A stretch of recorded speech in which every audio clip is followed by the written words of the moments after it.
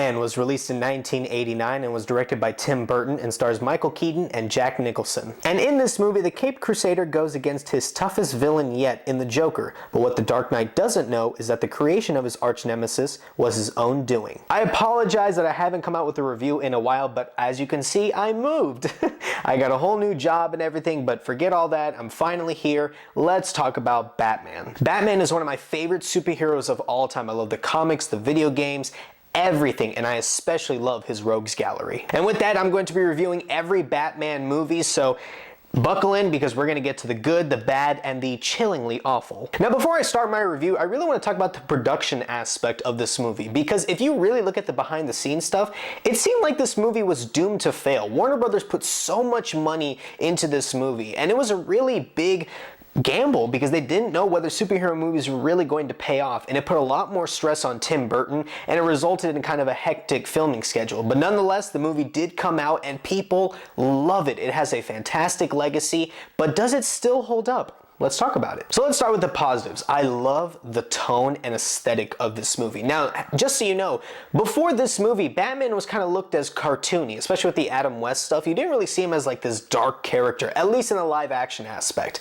But Tim Burton really knows how to make a movie seem dark and kind of that gothic flavor that he loves to add. I love that so much about Tim Burton's directing style, and he applies that to Batman, and it works so well because Gotham City is meant to be this dark, evil, gothic aspect looking place, and it just looks so good and dark. So many scenes are like that. So when you add any type of color, like anytime you see Joker on screen and he's super colorful, he easily stands out, and that's what makes his character even better, and I love that Tim Burton did that for this movie.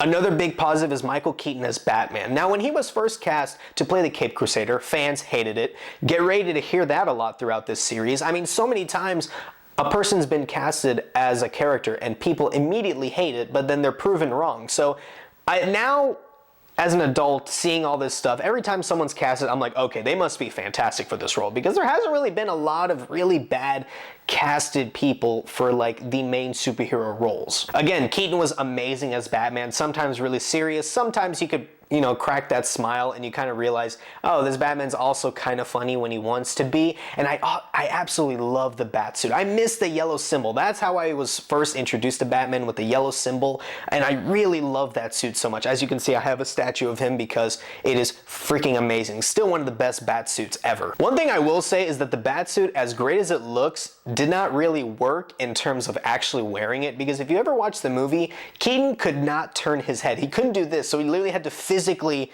turn his whole body anytime he wanted to face a villain, and it was really funny because he did it so quickly, but it actually ended up working in a weird way. But I kind of like how they talked about it in The Dark Knight, where he's like, you want to be able to turn your head. I think that was kind of a joke to Tim Burton in this movie, because Keaton clearly could not turn his head, but it still looked good. Another thing about the Batman character that I like in this movie specifically is that he's treated like an urban legend, a myth. I think that's when Batman is at his best, when half the people believe he's real and when half the people think, no, they're just joking, it's just something else. It really adds to the character, because I love it how when the villains see him, they're confused, like, oh my god, what is that? Is that a bat? What is it? I think that's so cool. It adds to the aura of Batman, it adds to the mythos, it adds to the legend of the Dark Knight, and it really takes the viewer on an experience, because you know who Batman is, but the more you see these crooks, you know, react that certain way, you start to kind of side with them, saying, man, what is he? Is he human? I don't know. Even though we know he's human, of course he is.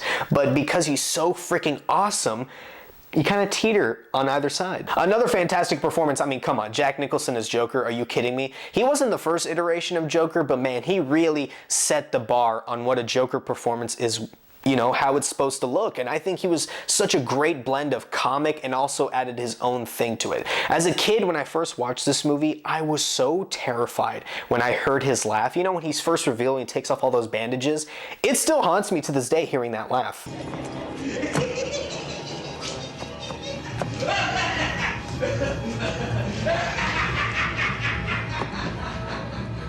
Like I said, a great mix of that comic Joker and also that sinister evil Joker. It made such an iconic performance that still lives on to this day. Also, you can't tell me after watching that museum scene that you did not want to be a part of that. Like, a goal in my life is to just get into a museum and start painting priceless artifacts while laughing like a madman. I mean, it sounds like a great time. And a performance that's not really talked about enough is Michael Gough as Alfred.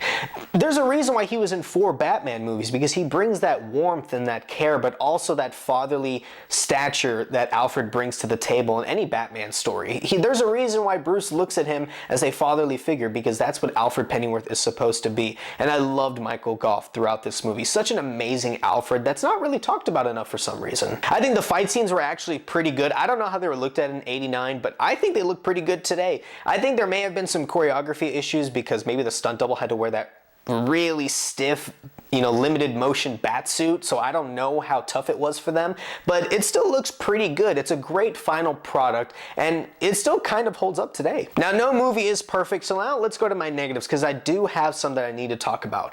As great as Michael Keaton is as Batman in this movie specifically, I do not like his Bruce Wayne. This is just me. I've always preferred my Bruce Wayne to be more suave, kind of that playboy. It's a great character dynamic of between Batman, the real Bruce Wayne, and kind of the public Bruce Wayne that he wants everybody to see. Keaton doesn't really do that. He's more awkward throughout the movie as Bruce, and still to this day, I have no idea what he was trying to do in this scene. And he had us. Lights out! Now you want to get nuts! Come on! Let's get nuts.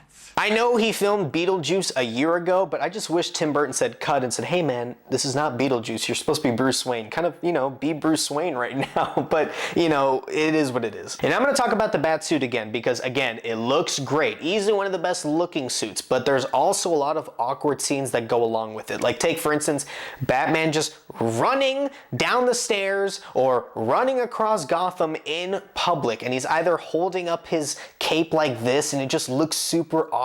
Like, it just doesn't look intimidating. Like I said in my positives, you had this great aura about like, oh, is he a bat? Is he a bat? Or is he a human? Is he human? I don't know. But then all those theories go out the window once you see this man in a bat suit just holding his cape and running across Gotham for everybody to see.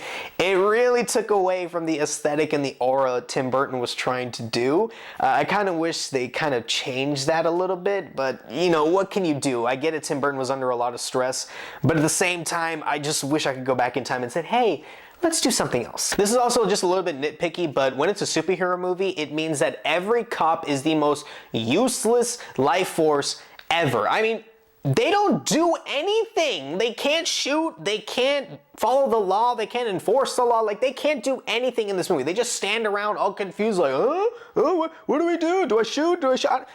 Do something! And then poor Jim Gordon's just looking around saying, go do this, go do this. Like, it's like they're just lifeless zombies just awaiting Jim Gordon to say something to them. And it just annoys me so much that in every superhero movie, they are just so useless. Like, there's no point of having cops in this movie. There's absolutely no point, because it was literally just Batman or nothing was going to happen and Joker was going to take over the world. Like, come on, do something, Gotham Police Force. Now, the character of Alexander Knox, I wasn't a big fan of. I get it, he was there for comic relief, but most of his line delivery and the way he acts, he wasn't really funny. He was more annoying. Like, I kind of felt on the side of the criminals. I kind of was like, yeah, I kind of side with them, because he's just in their face nonstop, and it's just, get away. You're not adding to the plot. Like, seriously, if you took him out of the plot, this movie would have gone down exactly the same. Like, there was really no use for him in this movie. I just wish they gave him better lines. I'm not blaming it on the actor. I am blaming it on kind of the dialogue that was given to him and his direction. If they gave him better stuff, I think he could have been at least a decent character. At least I wouldn't have been annoyed by him. But the fact that I hated or groaned every time he was on screen is not a good look. Overall, guys, Batman 1989 is a great movie. I was so happy to revisit this. I felt like a kid all over again. I think Jack Nicholson has the best performance of this movie, obviously. I mean, he is so good. He really set the standard. I think Keaton is a fantastic Batman. The Batmobile is awesome. The Batsuit is great. I liked all the gadgets used. There are some problems, but I don't really care. I give this movie an A. Is it because of nostalgia? Probably, but I don't care, because this movie is just too much of a good time. Guys, thanks so much for watching this video. If you like this video, please like, share, and subscribe. I'll see you next time.